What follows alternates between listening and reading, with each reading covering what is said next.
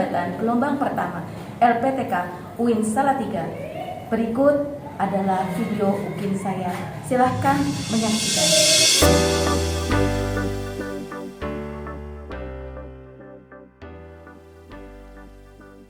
Assalamualaikum warahmatullahi wabarakatuh. Waalaikumsalam warahmatullahi wabarakatuh. Selamat pagi anak-anak. Gimana kabarnya hari ini? Baik. Sehat semua ya nak ya? Baik. Hari ini kita masuk ke dalam materi pembelajaran sejarah kebudayaan Islam. Sebelum kita mulai materi kita hari ini, marilah kita awali dulu dengan membaca bismillah bersama-sama. Bismillahirrahmanirrahim. Selanjutnya kita akan berdoa ya. Ayo Aldan, silakan dipimpin doanya. Dipimpin doa sebelum belajar. Silakan. Doa sebelum belajar. Minasyaitonirrajim. Bismillahirrahmanirrahim. Billahi rabban wa bil islami dinan wa bi Muhammadin nabiyya wa rasulah wa bi zidni ilma warzuqni fahma. Sebelum masuk ke materi, kita menyanyikan lagu dulu ya, biar kalian semangat. Sepertinya kalian tidak semangat ini. Ayo semangat, kita nyanyikan lagu nasional dulu ya. Kalian ikutin bersama-sama ya.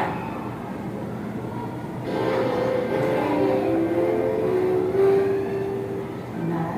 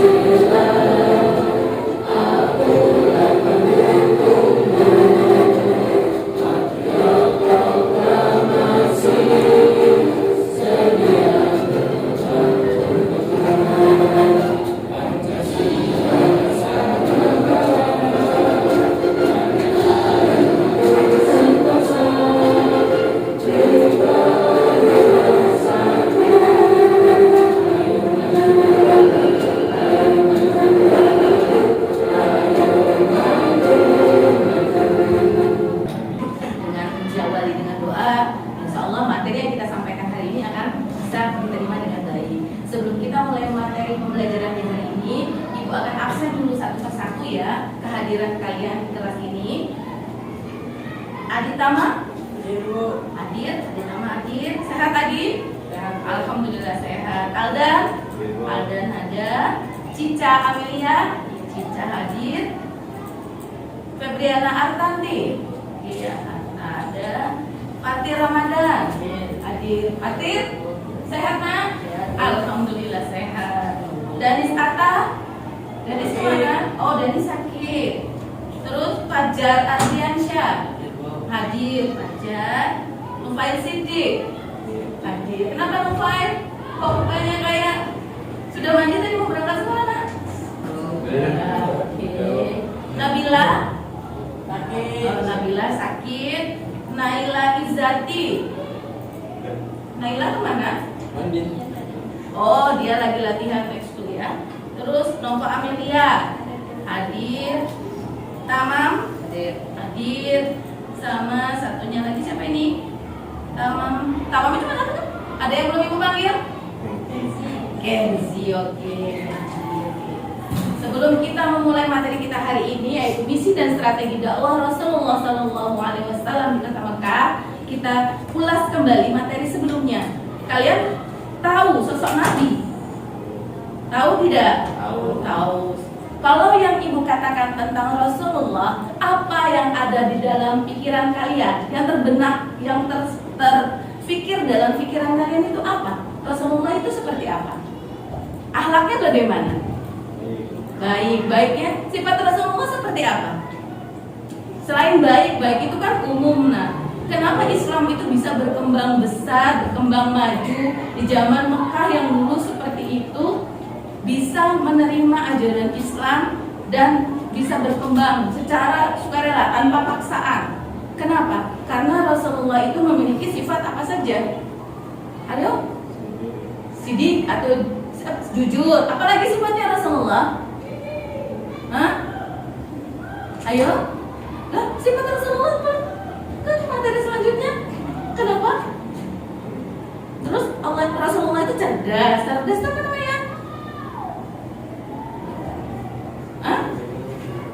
Sidik, jujur, amanah, terpercaya. Rasulullah itu bersifat tabligh, menyampaikan. Terus yang satunya lagi, beliau adalah orang yang jujur.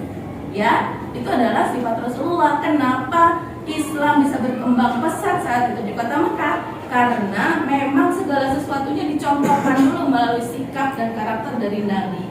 Nabi mencontohkan, dia menyebarkan Islam tidak dipaksakan. Jadi dia sistemnya belas kasih. Ini adalah materi hari ini. Kita akan menjelaskan dan menyampaikan tentang misi dan strategi dakwah Rasul di kota Mekah itu seperti apa. Kalian bisa lihat nanti video yang akan ibu tampilkan di dalam layar ini, di layar monitor ini.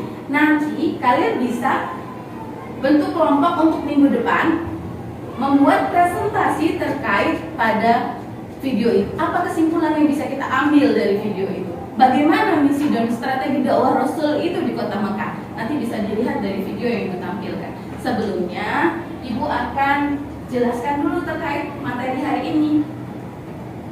Ya.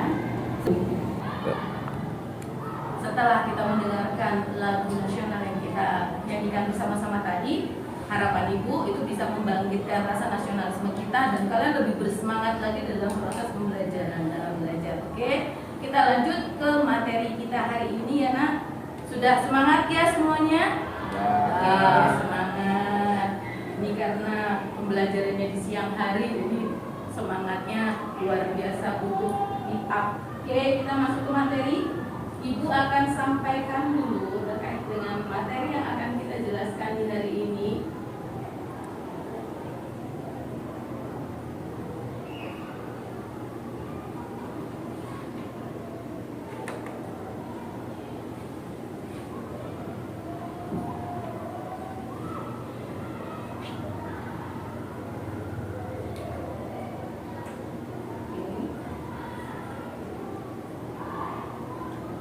Misi dan strategi dakwah Rasulullah Sallallahu Alaihi Wasallam di kota Mekah.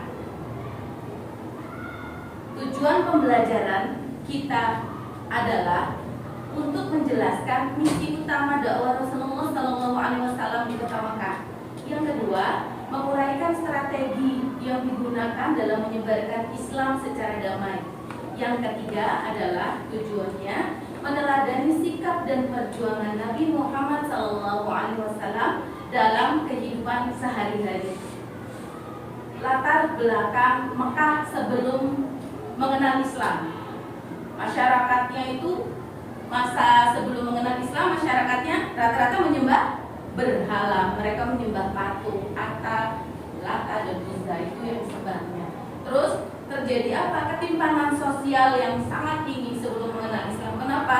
Tidak ada namanya keadilan. Perempuan itu bukan menjadi seseorang menjadi sesuatu yang mulia. Perempuan itu direndahkan martabatnya, terjadi ketimpangan terkait itu semua. Terus Ka'bah itu dipenuhi dengan berhala-berhala yang disembah dan dibuat sendiri oleh masyarakat waktu itu, di kala itu.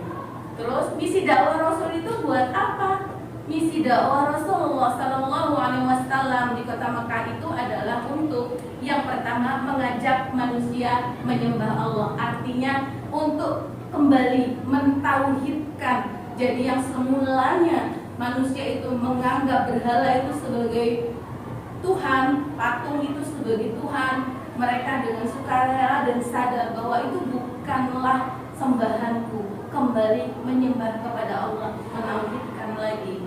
Terus yang kedua, menyucikan jiwa dan moral masyarakat. Kehidupan yang waktu itu kehidupan sosial yang porak-poranda dikembalikan lagi ke hakikatnya sebenarnya, karena dijelaskan semua dalam Islam. Terus yang ketiga, menegakkan keadilan dan menolak kemusyrikan. Itu misi dakwah Rasulullah SAW.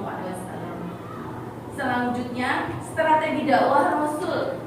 Strategi dakwahnya itu ada 2 tahap. Yang pertama adalah tahap rahasia atau sembunyi-sembunyi. Ini diawali dengan keluarga terdekat dulu. Rasulullah memberikan contoh, memberikan tauladan apa itu Islam, bagaimana ajaran Islam yang sebenarnya. Beliau mengajarkan dengan kasih sayang. Di sini dijelaskan bahwa strategi dakwah yang rahasia itu adalah menyampaikan dakwah kepada keluarga dan sahabat terdekat. Dakwah dilakukan secara sembunyi-sembunyi. Dan terakhir adalah, ini pengikutnya adalah orang-orang terdekat beliau, Khadijah, Ali bin Abi Thalib, dan Abu Bakar Siddiq. Nah, strategi dakwah yang tahap kedua itu adalah strategi dakwah dengan terang-terangan. Dakwah itu mulai terbuka, diawali di Bukit Safa saat itu kejadiannya, seperti nanti bisa kalian lihat dan kalian pahami melalui video yang akan ibu tayangkan ini dan buku yang ada ya. Terus karena dia terbuka, dia pasti ditolak dengan masyarakat sekitar Mekah yang semua sudah menyembah dan mempunyai aliran agama sendiri dan memboikotkan terhadap Bani Hashim. Selanjutnya, tantangan dakwah. Tantangan dakwah Rasulullah di kota Mekah itu, tantangan dakwahnya seperti apa? Rasulullah mendapat tekanan karena minoritas saat itu, karena Islam hanya disembah oleh sebagian orang. Nah, karena dia minim, dia ditentang dan ditekan oleh masyarakat Quraisy. Nah, selanjutnya, karena keteguhan hati Rasulullah dan para sahabat dalam menyebarkan Islam, dalam mengajarkan agama Islam. Nah, Nabi dia sabar menghadapi segala ujian, tekanan, dan lain sebagainya. Itu dia menghadapinya dengan sabar dan tegar. Dia tidak pernah membalas kejahatan dengan kejahatan, terus tidak pernah membalas kekerasan dengan kekerasan, dan dia menyerahkan sepenuhnya kepada Allah. Dia mengandalkan doa dan sabarnya itu, karena tingkat keimanan beliau luar biasa memang ya nak.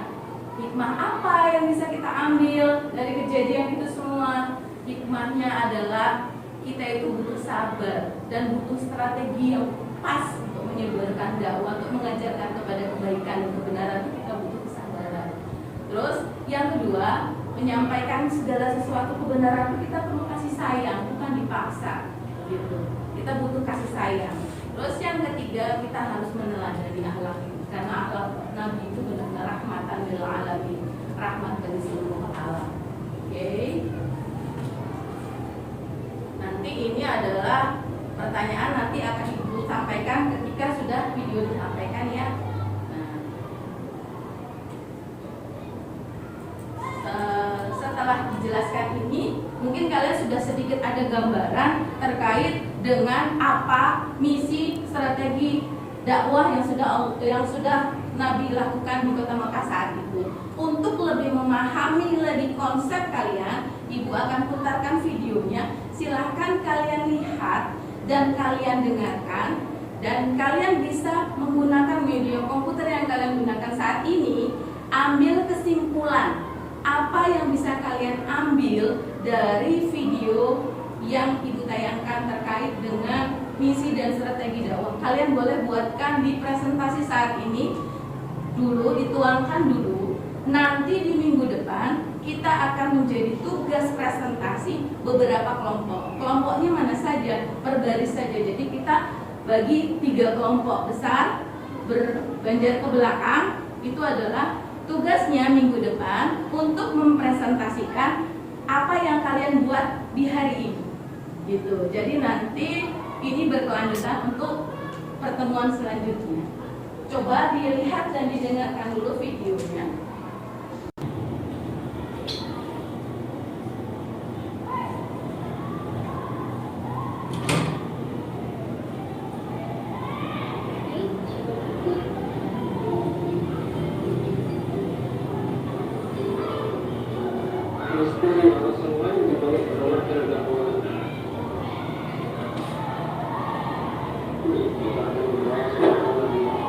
Silakan kalian sambil dibuka PowerPoint-nya.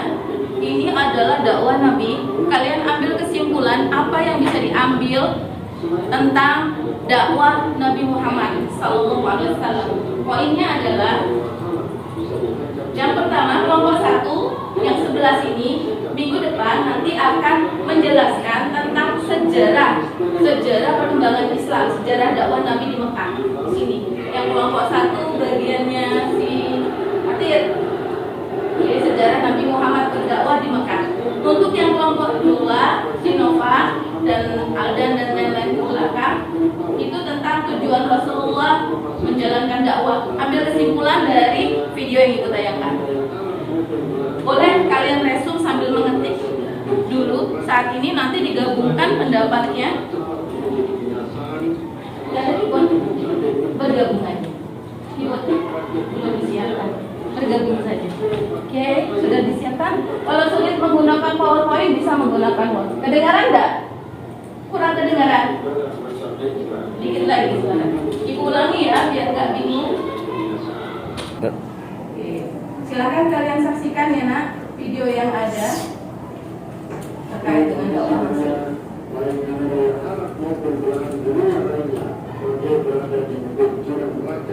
Yang membuat manusia melangkah tepat menuju kebinasaan, karena saat itu mencapai puncak.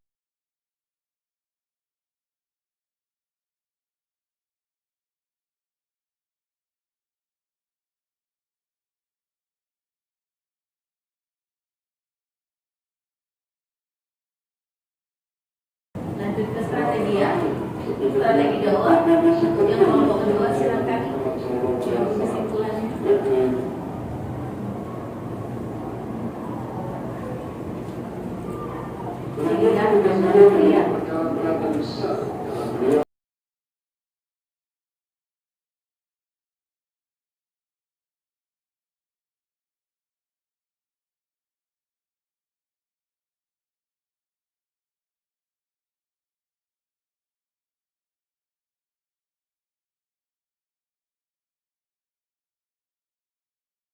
Tadi kita sudah menyaksikan video terkait dengan misi dan dakwah Rasulullah SAW di Kota Makkah. Untuk minggu depan, seperti Ibu sampaikan tadi, kita bagi menjadi 3 kelompok. Kelompok ini akan mempresentasikan materi yang sudah Ibu bagikan.